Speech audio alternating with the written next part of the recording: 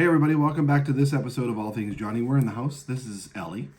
Hi. And we're going to give you guys a little tour of our little hatchery that we got going on here.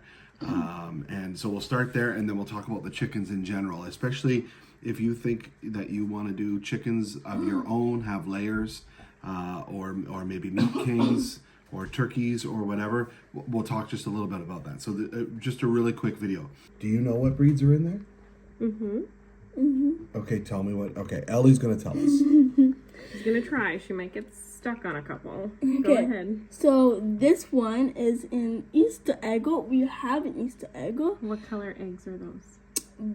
Teal blue. These ones here, right? And then these ones are prefix, suffix, I think. Suffix, I mean. Speckled. Speckled, suffix. Did you say prefix, Sussex? She's been working English on class. her suffixes and prefixes. Okay, say this one again. What's this one? Speckled. Speckled, suffix. Sussex. Sussex, okay. So, and as you can see over here, we have a little guy. Uh-huh. He's trying to hatch. He's working his way out. And we have 2 duck eggs. We used to have 3 duck eggs, but one Was not fertilized. yeah, good. Oh, we're having good naps over here. And we've got a couple of duck eggs in there, and we're not sure that they're going to take either. So this is really a game of numbers. This particular incubator will hold 12 eggs. But again, it's a game of numbers. The more eggs that you have that are fertilized, the more success rate that you'll have.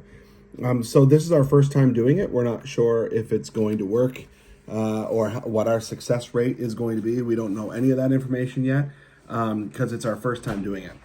For those of you that want to get into chickens, or you don't know if you should be getting into chickens or whatever, you think it's a lot of work and this and that, whatever. And sure, building a coop and doing that type of stuff and some yard maintenance, that can be a lot of work. But if it's stuff that you do already and you want to get into it, in the grand scheme of things, it's not a lot of work to keep chickens. They generally are free range, so they roam around your property and they do whatever that they want to do. They have homing where they go back to their own area. They lay in nesting boxes. We've moved our birds, I think, our laying birds, we've moved them, I think 2 or 3 times. Like for sure 2. We put them in the baby barn that we had to burn down because the weasel got in. And we don't want to know what happened. No, that was terrible. Just me. Yeah, and then we built the new chicken coop. We've moved them over there to another part of the yard. So they rehoned and everything. So keeping chickens, feeding them, and collecting eggs and cleaning up after them is really not that much work. We're pretty hands-off with them. They're pretty self-contained, other than a little bit of maintenance and feeding them, of course. Yeah. Birds that you free range, you don't have to feed as much, or you won't go through as much feed because they spend all day grubbing. And so that's our feed production's down. Our feed production's down. Our and usage, I guess, is down, way down. When you think about like the cost of eggs, especially our American friends, eggs are a problem right now, and they are not a problem on our at our little hobby farm here. We are overrun with eggs and giving them away. So it's really cool to have that. And then in addition to that, having meat kings is really cool too. We order 30 birds a year or so. We raise them. Cute. We raise them. They're so cute when they're young, right? Because Yeah, they're little yellow birds. Yeah. And then they get big and juicy. big and big ugly. And fat. And then we go to And stinky, yeah. Meat kings are a little bit more work because you got to have a chicken tractor or something like that and be able to push them around if you're going to get fresh grass all the time. But it's fast and furious. But it is fast and furious. I think is it like 6 weeks, 7 weeks? 6 to 7. I think we pushed it and did 8 last time. Yeah, and our birds were like 6 pounds and they were too big. Like they were too big. So it was. This guy's rolling around. This guy's again. really We're gonna go in and watch him. You got to pay attention. He's funny. Yeah. So we'll put a couple pictures up here of when the incubator first started and kind of along. This one's really moving. Let's cut back to this guy over here. This one's really moving. Can I move this over a bit? Well, they're all going to visit him. Yeah, maybe they're going to help him get out. They were standing on it earlier. I like to call the yellow Easter egg Misty Junior because we have Misty. Yeah. There's another one. So you had speckled Sussex. Speckled Sussex, Easter egg, duck. Wait, what kind of ducks are they? Cayuga. Cayuga duck. And there's speckled Sussex. No, we said Yeah, we speckled said- Sussex. Black copper Moran. So that's four. One, two, three, four. Breeds. Yeah. That's 4 different breeds of birds. So this one's really trying to get out right now. Yeah. Well, everybody's got a little busy. It's super easy to hatch some eggs. So just for your information too, gestation period is about 21 days. 21 days for chickens. 21 28 days. for ducks. 28 for which I ducks. only That's found why we're out not after sure. we put them in. That's why we're not sure what's exactly going to happen with the ducks because we did stop rotating them the other day. So we will definitely see. Hi guys. Although these guys have been pushing them around, so that might be enough. That might be enough to be okay. So we'll see. We definitely won't mix the species again. We'll keep chickens with chickens and ducks with ducks. But yeah, so very easy. They've just been in this incubator sitting on our kitchen table. This morning when I was putting on my shoes to go out, I heard a bird chirping and I woke everybody up and said, guys, we got chirping. And it seemed like one of them came alive and then the rest of them started shaking and doing and going on. So anyway, as a synopsis, it's really, really, really easy to keep chickens. I think the Meat Kings are definitely dirtier and harder as they get older. You need a little bit more space for them. We don't butcher them here, or well, we do butcher. We process them, right? He butchers them. I think that's I would think of it the other way around. So the fella that we have that doesn't live too far away from here, he actually he kills them. He kills them and he cleans them, defeathers them, guts them, does all that, and he does a wonderful job where the feathers are completely gone. It's just a wonderful job. Then the whole chickens come back here, and my sister-in-law is Felicia's sister-in-law too, is. Used to be a butcher, so she comes here and we quarter the chickens. We make boneless, skinless chicken breasts. We do all that in our kitchen. Tipped chicken wings. Yeah, tipped chicken wings. We do all the cuts and we vacuum seal them and then freeze them. And I think last year our yield was probably somewhere around like $3,000 Canadian in chicken. It was ridiculous how much chicken we got out of that, and it lasted up until we ate one of the chickens yesterday. We had our last whole chicken for Easter dinner. Right, but if we were like, it would have lasted because we lost a couple of birds in that season. It would have lasted probably up until like last month if we were consistently. But we were doing the meal boxes too with meal boxes that we order online, so we're not always eating our chicken.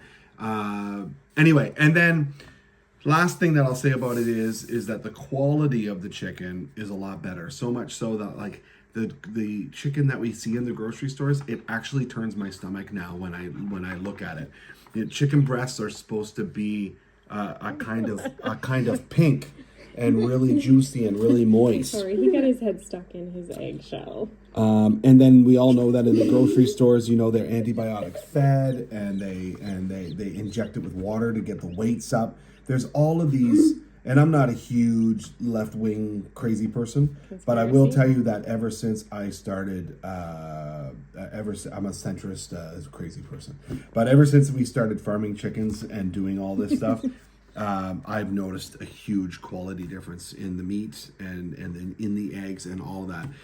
And I guess I said that was my last thing, but really the last thing to say is it's a wonderful family activity to do. If you have young children, I mean, the chicken coop is Ellie's job in a lot of the days. You're a little bit too young or too small to run big water jugs, right? But you can do some watering. I'm strong in these muscles. I know, you're also strong smelling.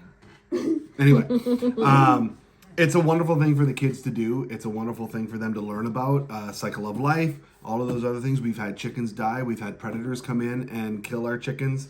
And these are all things that we've been really open with about. With our children, even from a young age, it's important that they understand death and life and the circle of life, and where their food comes from. And where their food comes. And having chickens and having having pets is also great for that too. But chickens it seems to be a really it has been really great for us. The other thing that I'll mention about chickens is they all have attitude too. Like they all have personalities. Individually, they have personalities. So we can't wait to see what these guys are like when they grow up a little bit. Okay. And these ones are all meant to be our layers. So we will see how many roosters we get versus how many laying hens we get. And they just become really our pets and part of our family. Part of the flock. Part of the flock. Hey, Dad, I have a question for you. What encouraged you to move to this area and have a farm? That's a really good question. Mom and Dad always wanted to have a little bit more room to spread our wings. You know what that means? Or tail feathers. To stretch.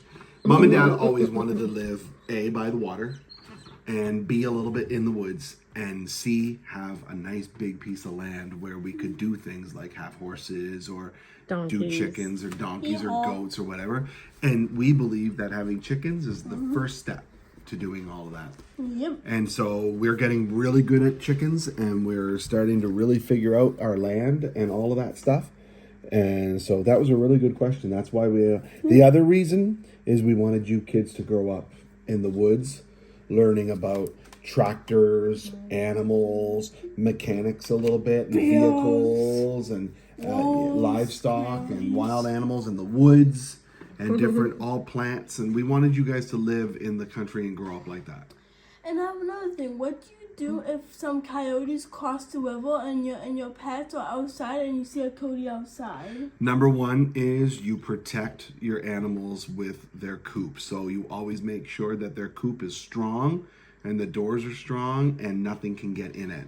Number two, if they're a bad problem, sometimes you have to hunt them, and you have to, but on farms we're allowed to do that. They're called pests.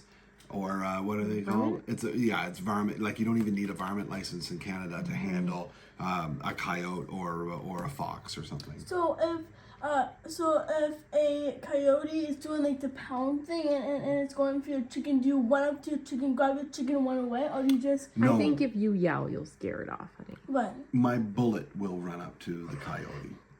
You just have to kill after We've already chicken. shot one fox, right? Oh yeah, we Yeah, did. yeah, one Ellie fox. Bean, what's the next thing going in the incubator? What's the next thing for them? Oh, so Go get them. There's two in a carton over there. We won't be using those two, No, we won't. We But- can't wait that long. but show whose egg that is. I'm back. So you see this egg? So this is someone really special. You guys, there's my Toasty. So she's my very fluffy pet. You might have saw her in the last video. You know that little football I carried around and I said she liked the window? That's Toasty. She's my best friend. We're gonna put a picture of Toasty up right now here. Yep.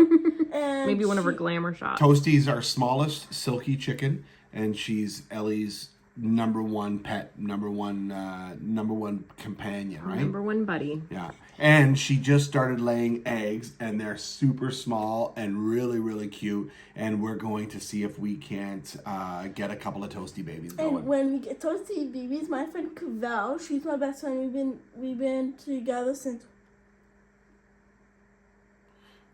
Kindergarten. kindergarten. Yeah. Yeah, we were talking about that. So we've been together since kindergarten. And she's my best friend. And when I told her about this, we like screamed outside and we like called hands, we like whispered and I so cool. We were so excited together. And then she said, "You have to call Toasty's baby Toasty Junior." And oh my goodness, we will put out a video of when Toasty gets to these guys. We will make a video of how one time I made this video and it's we put Toasty in this brooding thing. Brooder. Brooder. Yeah, we can show our brooder. And we have this red thing with the toner because our last one they all over it and we had to clean it all up. Very graphic. Very graphic. All right. Well, that's good to know. We can do a video where we show our brooder setup so Yeah. people can see what Yeah. we do for that. So we'll show you a couple more videos of these birds too as they grow, and the little pen that we put them in. They'll be in the house for the first little while, then we'll transfer them over to our sunroom, and then we'll have them on chicken starter and all that stuff. So we'll take you through some of this stuff, but For any of you people that are thinking about getting into chickens, there is way more positive than there is negative. In fact, I don't really know anything that that is negative about it, other than it's one more chore you got to do around your house. But Losing them sucks when that happens. losing them but sucks when that happens to a predator or to a it's gonna, sickness. We lost our prize rooster this winter, and so Yeah, he got frostbite. so things like that happen. But again, teaching moments, yada yada yada. There's a lot of value in it. And when we had the old coop, when the weasel got in, it got in like through the front. So like you guys probably remember that video when we did that video when we were like making the storage barn into a chicken coop. A couple episodes back, we made a chicken coop out of a baby barn. Yep. And well, that was a bad idea. And the weasel got in through the front, and then got Hitch. He was his life for my toasty. Mm-hmm. And then we lost a duck. His name was Dewey. And when we had Mink, Huey and Dewey, they would both chase him around and have fun together, and they would go into the pool. But now Huey's just all alone without his two best friends. But we will have more ducks soon, right? Yep. Okay. And it's okay to lose chickens. I mean, like, it's a circle of life. Circle of life. And they go up to heaven, and they're watching you, and they're like, and they're super proud of you, and God is taking care of them. Yeah. And they're always part of you, right? Yeah, You that's got right. to raise them, and you got to be part of their life, and they got to be part of your life. And Wonderful. guess what? I have. So how much birds do we have now? I don't know. We probably have about 9. So I have so many babies. These babies and those babies. And they're all my children. But Toasty's my number one baby. Okay. All right. So I want to thank you for watching this video today. I really appreciate you guys tuning in. Hey, hit that like and subscribe button. That helps the channel more. And you turn that bell notification. That'll let you know when we're going to upload new videos and what we're doing. We're going to take you through these guys' cycle of life a little bit here too, and show you a couple of things. Okay. So anyway, we really appreciate you tuning in, and we will see you next time on All Things Jonny.